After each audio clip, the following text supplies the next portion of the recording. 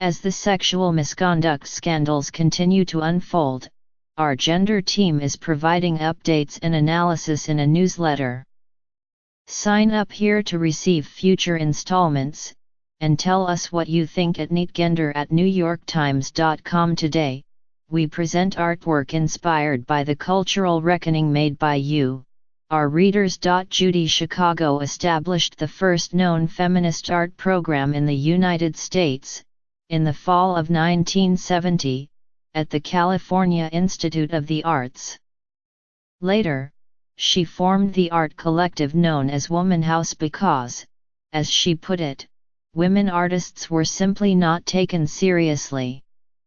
2 decades later, the Guerrilla Girls forced attention to the fine art world's gender and racial disparity with their guerrilla masks and guerrilla-style stunts. Guerrilla Girls' definition of a hypocrite, read one poster.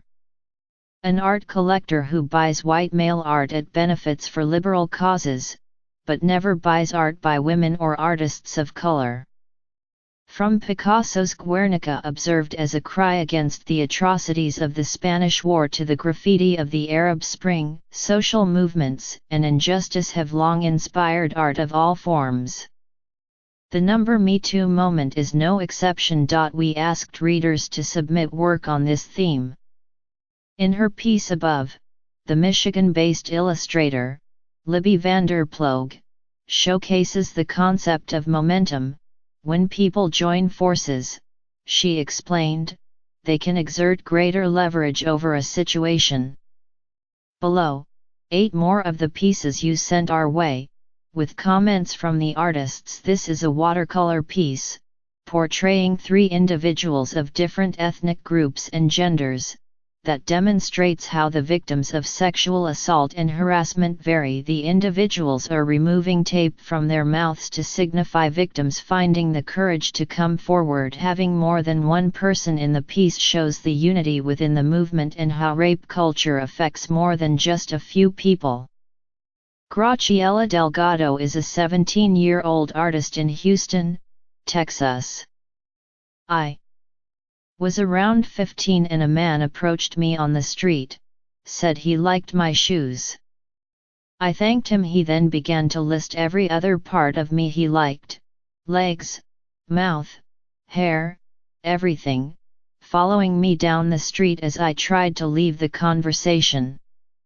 First by politely excusing myself, then by breaking into a run. That was the first time I felt myself seen as nothing but a collection of body parts. It wasn't the last.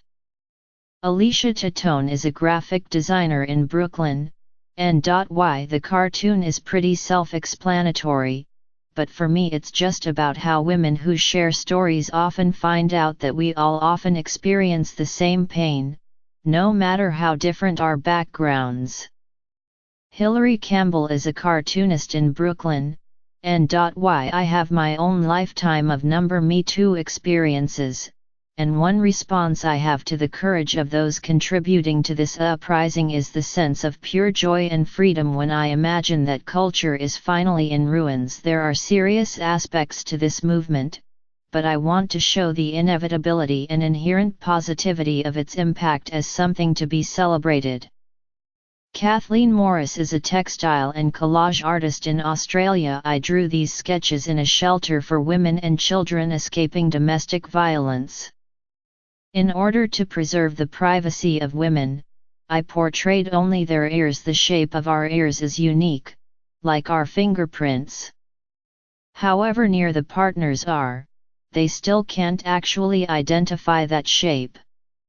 Olga PregnatOVA is a freelance illustrator in Berlin. I like that this piece shows that we as women are all a collective force, just as the ocean is a large force made up of individual water drops. Carolina Peterson is a writer and artist in Washington, D.C. My image was inspired by the Me Too revolution, my personal experiences with the male gaze and a healthy amount of frustration and repulsion. What I hope to convey in this image is the sense of verbal, physical, and energetic male ownership that is placed on women in society. Beata Krichinsky is a freelance illustrator and art teacher in Ontario, Canada. By hiding the dolls' faces, I hope to highlight how the objectification of girls' bodies takes away their identities. Dora Guo is a high school student in Lincolnshire, Ill.